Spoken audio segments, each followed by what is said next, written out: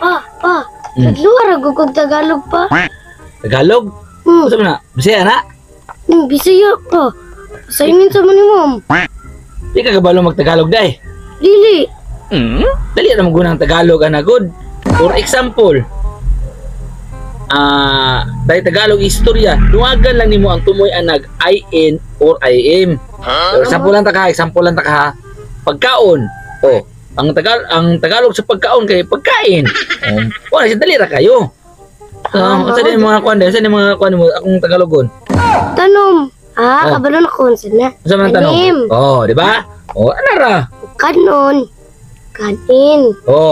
Yeah. Kanon, kanin. Sakto ka. Ang dagom, dagin. Ang dagom, dagim. Ano dagom? Ano kay im, dagim. Ang sudan. Sudan. Ano sa mga sudan, be? Sudin. Sudin. Sakto. Pwede ka day. Mati ka sa kuha ba? Sakto na yun.